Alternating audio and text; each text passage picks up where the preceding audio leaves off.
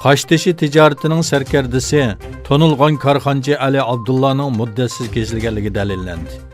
Erkin Asiya radiosuning xabar qilishicha, Xotan xalqining yo'qsullikdan egilgan belining bir mahal bo'lsa-mu, tuzilishga turtki bo'lgan Qashtishi sodisi sohasidagi tonilgan sarka, jamiyatda Ali Xo'raz deb nom bilan tonilgan iqtidorli korxonchi, atalmish Shinjang Qashtishi o'yimlik shirkatining bosh direktori, Xotan shahar ichidagi Kashlik bozor qatorliq bir qancha o'rindagi katta muqim mulklarning sohibi Ali Abdullaning muddatsiz qamoqqa kesilganligi dalillangan.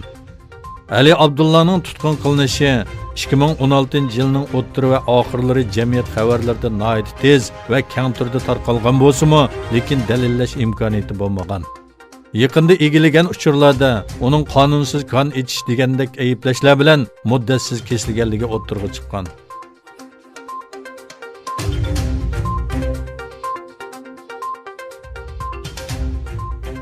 Azerbayjondagi Xitoy bosh konsulxonasi oldida Sharq Turkistondagi inson qilipidan chiqqan jinoyatlarga qarshi namoyish o'tkazildi.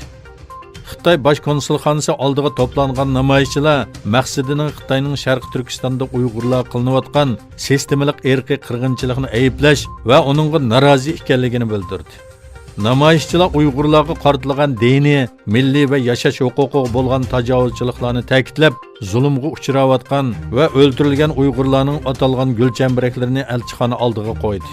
Shuning bilan birga Malayziyada ommaviy tashkilotlar va oliy maktab o'quvchilari Kuala Lumpurdagi Xitoy bosh elchixonasi oldida namoyish o'tkazib, Uyg'urlar qilinayotgan bostirishlarga norozilik bildirdi. Yana bir tarafdan Shimoliy Siprus Turk Jumhuriyatidagi Ijtimoiy bilimlar universitetida Sharq Turkistonga yordam faoliyati o'tkazildi.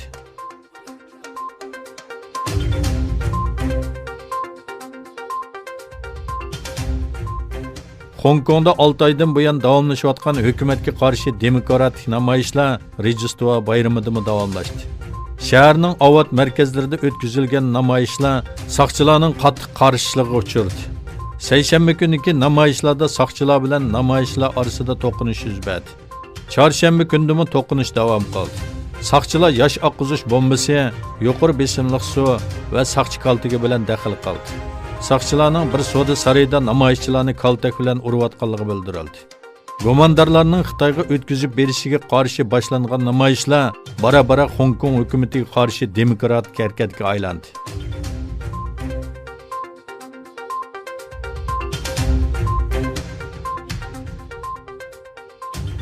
İsrailiya baş ministri Netanyahu Rossiya prezidenti Putinning o'ziga "Sen baş ministr bo'lmagan bo'lsang, İsrailiya bilan Rossiya urushga kirishi mumkin edi" deganligini aytdi.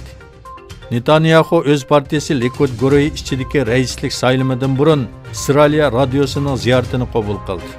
Putin bilan orasidagi yaqin munosabat haqida to'xtalgan Netanyahu, Putin menga oramizga do'stlik bo'lmasa, ikki davlatning urush maydonida uchrashishi mumkinligini aytdi.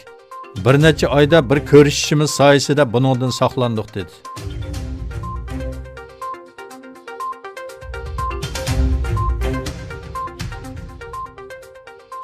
Qozog'iston prezidenti To'qayev Rossiya ijara olgan Baykonur olam bazasidan 116 kvadrat kilometr yerni qaytarib olishni tashabbus qilgan bir to'xtamnomaga imzo qo'ydi.